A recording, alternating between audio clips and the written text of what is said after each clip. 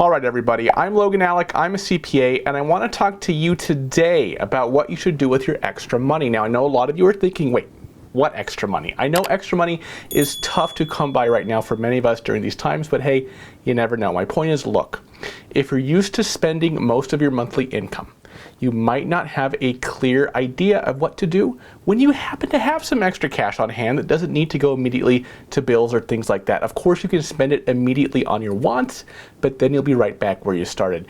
If you want to start making sustainable financial progress, you'll need to start putting some money away. So this video is going to be all about understanding your financial priorities and getting the best value for your extra cash. So one of the first things that comes to mind when you have some additional cash is paying off debt. In fact, some people might say that you don't actually have extra money at all if you're still in debt. So you have a credit card balance of $500 and you have $500 in the bank. Do you really have an extra $500? I'm going to call this creative accounting. You didn't gain anything by paying with your credit card rather than paying in cash. So in this instance, you should probably honestly be focused on getting out of debt as soon as possible in order to avoid that interest on that credit card. Most debts are generally going to grow more quickly than most forms of savings, so you're basically paying a monthly fee in order to keep that cash on hand, which isn't a good long-term strategy. But remember, this is all contextual. If your debt balance is only growing at 4 or 5% interest per year, maybe you can afford to focus on savings before paying it off. On the other hand, if you have credit card debt at 20% annualized interest, that should probably be your top priority. Now, with that being said, I'm not going to tell you that there are never good reasons to consider saving some money first rather than attacking your debt immediately. If any of you are familiar with Dave Ramsey, you know that he actually recommends putting $1,000 away before you start focusing on attacking your debt. Obviously, you would still want to make the minimum payments on those debt balances, but not necessarily prioritize them. Now, having an emergency fund helps you avoid going further into debt if you need to cover any unexpected costs. So you don't necessarily lose progress if you have to spend $250. Spending $250 that you have saved up in an emergency fund is a better result than putting it on your credit card, than not being able to pay it off, and accruing more interest on it over the next few months or even years. And of course, there are some expenses like rent or student loans that a credit card might not be able to cover. Also, keep in mind that emergency funds are really important if you have others depending on your income or if your income fluctuates from month to month. Getting out of debt is great, but it's better to keep that cash flow if you need it for rent or something like that. There's also a psychological advantage to having some money in a savings account, even if you aren't getting any tangible benefits other than some nominal interest. So these are two very different approaches to saving and paying off debts, and ultimately it's going to come down to your unique financial situation. It's almost always the case that starting with debts is the right plan in terms of minimizing costs, but it's also riskier to go directly to paying off debts without an emergency fund. So I wouldn't blame you at all for saving up an emergency fund first, especially if your debt is mostly at a lower interest rate. I just want you to be aware that you're going to pay extra interest when you keep money in a savings account instead of putting it toward any high interest debt. Alright, now with that out of the way, we can talk about what comes next after you've paid off your high interest debt. It's obviously tempting to start spending more money once that pressure goes away, and fair enough. There's nothing wrong with adjusting your budget, but you should also take this opportunity to start thinking about your financial security. If you go back to spending your entire income as soon as you pay off those high interest balances, it doesn't matter how carefully you make your budget, chances are something is going to come up, something unexpected. So the next step is going to be saving a larger emergency fund that prevents those unexpected circumstances from putting you back in a tough situation. Now, you're probably wondering how much you actually need in your emergency fund, and the answer is, it depends. I can't just sit here and say that you need, $5,000 or you need $10,000 and expect that to work for everyone who's watching this video. This question really comes down to a few things: your job security, your risk tolerance, and your budget. So I'm not going to tell you there's some perfect number, but I will tell you that you should try to save enough to cover at least, and I want to stress at least, 3 months worth of expenses. If you're not sure what that is for you, you can just check your recent bank and credit card statements and shoot for whatever you spent over the past 3 months. And I want to stress that the numbers are going to be different for everybody. For example, If you live in a high cost of living area like Manhattan or the San Francisco Bay Area and you have a family, it might be tough to swing it for under $4,000 a month, but a single person in a lower cost of living area might be able to get by on $2,000 a month or less. So it doesn't really make sense to talk about emergency funds in terms of raw numbers when it's more about your lifestyle and your circumstances.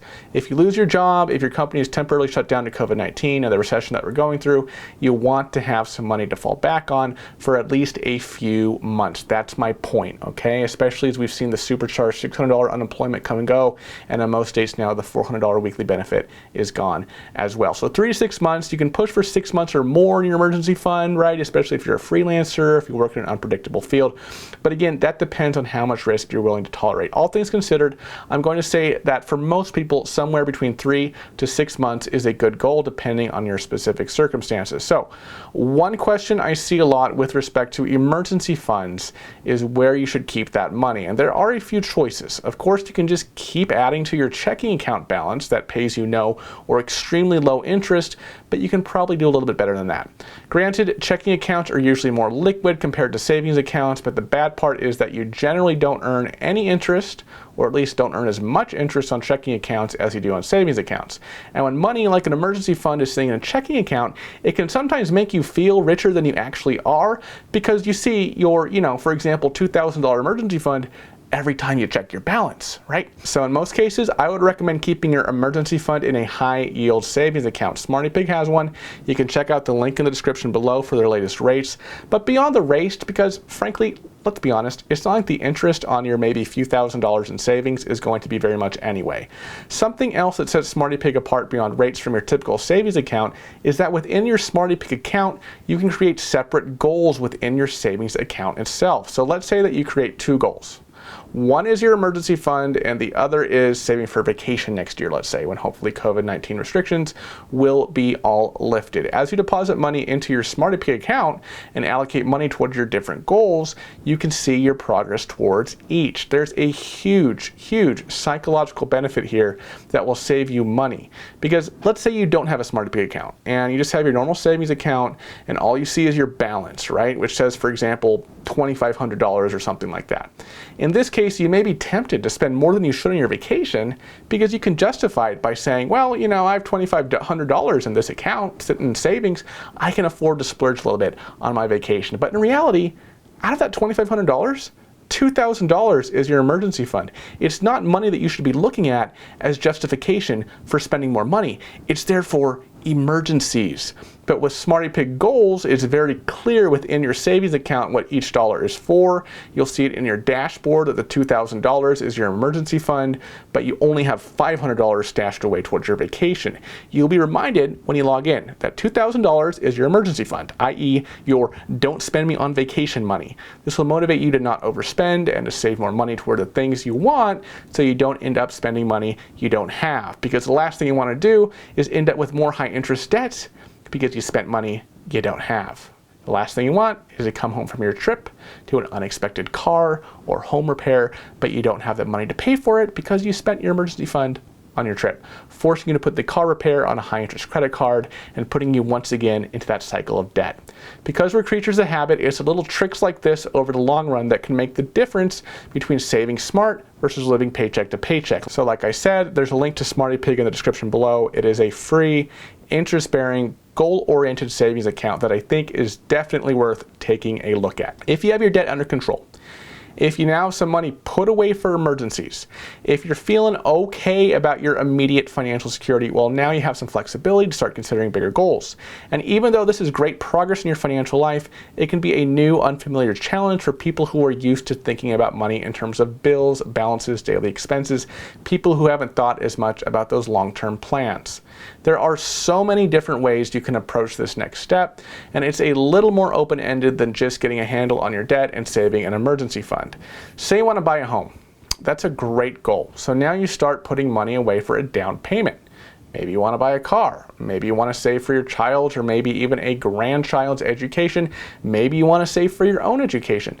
The point is that you've put yourself in a situation where you can make progress toward those goals, sometimes multiple goals at the same time. With that being said, retirement is going to be one of those goals in most cases. I don't know about you, but I'm not planning to work my whole life. Pretty much everyone wants to retire at some point, and unfortunately, a lot of people underestimate what it takes to maintain their lifestyle once they retire. So even if you're focusing on another goal, you never want to lose sight of your retirement. Yes, Social Security will cover some of those costs, but you might want to supplement those benefits, and if you're on the younger side like I am, who knows what those benefits will look like when you retire decades down the line, especially if we keep using payroll tax cuts as political bait.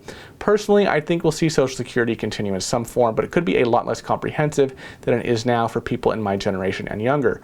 Earlier this year, I had the privilege of speaking with Michael Astrew, who is the commissioner of the Social Security Administration under both George W. Bush and Barack Obama. You can click the link at the top of the screen to see the interview where we discuss the future of the Social Security program, among other things related to Social Security. Now, when it comes to taking control of your own retirement, you really have two main options: IRAs, or individual retirement accounts, and 401ks. There are a few restrictions with these accounts. For example, you'll typically have to pay a penalty if you need to pull the money out before you're 59 and a half years old, and the contributions are limited to, a certain dollar amount every year. But overall, these are great ways to retire, and I'll tell you why they're so great later on in the video. They're great ways to start investing for retirement for most people.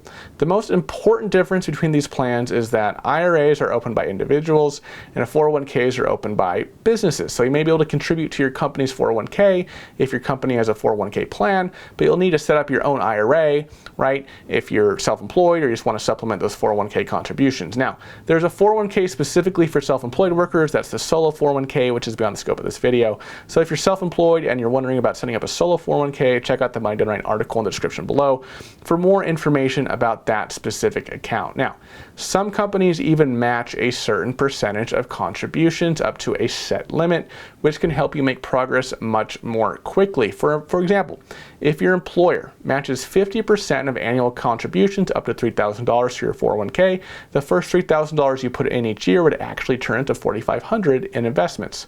401k accounts also come with significantly higher contribution limits than IRAs. IRA account holders can contribute up to $6,000 in 2020, or as much as $7,000 to catch up if they are 50 years of age or older. On the other hand, 401k contributions could be up to $19,500 or $26,000 for people 50 or older. So that's more than 3 times the 2020 contribution limits for IRAs. This actually changes for self-employed workers who can open SEP IRA or solo 401k accounts, which allow you to contribute a percentage of your income up to a total maximum of $57,000 in 2020 or $63,500 if you're 50 years of age or older. But unfortunately, the contribution limits are significantly lower for conventional employees who open up their 401k or IRA. There are things like after-tax 401ks and the mega backdoor Roth, but those are probably topics for another time. Now, at this point, you might be wondering what the benefits of these accounts are or why they're better than a regular brokerage account. And the answer is that you'll save a significant amount of money on taxes, particularly over the long term. The problem is that regular brokerage accounts are funded with after-tax income, and any dividends you earn in your investments are taxed as they're paid along with any capital gains when you sell.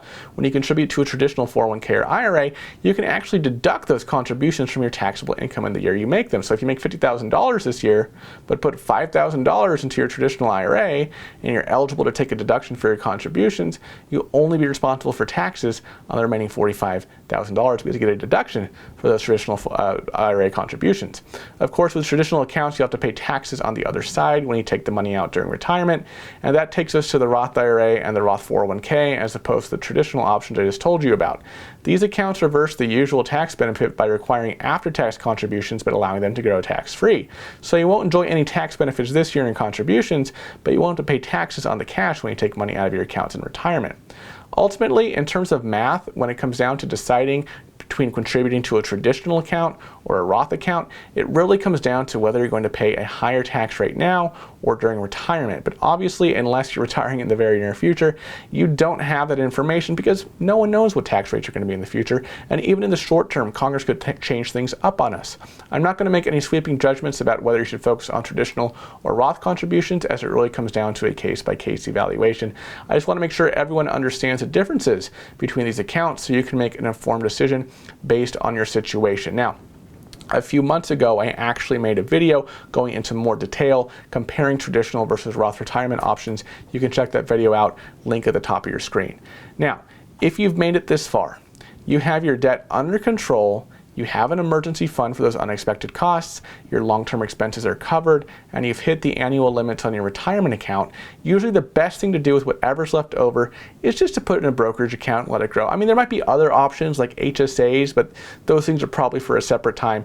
You might have some bad years in your investments here and there, and that's why you don't want to invest in your emergency fund, but overall, that's going to lead to the strongest long-term returns if you don't need the money anytime soon. You can make a lot of money over the long run, even if you're just investing in boring assets like market tracking index funds. Now, before I close out this video, I want to say that getting into real estate early can be a phenomenal, incredible way to grow your net worth. I've only really talked about stocks here in terms of investing. But in my 20s, I bought my first piece of real estate, a 4-unit property here in the Los Angeles area, putting only 3.5% down with an FHA loan. I was in this deal for less than $20,000. It cash flows beautifully. There's been massive appreciation on this property over the years. If you're willing to pursue that sort of thing, it could be worth it for you to forgo all this stock stuff, at least in the short term, and go hard on finding your first property after you dealt with your debts and put aside your emergency fund. Best case scenario is to invest in both stocks and real estate. I was fortunate enough to be able to max out my retirement accounts in addition to buying real estate at the same time, but there are specific advantages that real estate offers. That said, it is obviously more difficult to buy a piece of property than it is to buy a stock. It's not for everyone, so that's why I typically tend to focus on stocks in a lot of these videos for general consumption, because stocks are simply more accessible. I cover a lot of the basic concepts of stock investing in another video called Investing for Beginners. You can check out the link to that video right up here at the top of the screen. It'll help you make those initial investment decisions with your first $100 to $1,000. Thank you so much, everybody, for watching this video. I hope you learned something today, and be sure to stay tuned and subscribe so you don't miss anything. Bye-bye.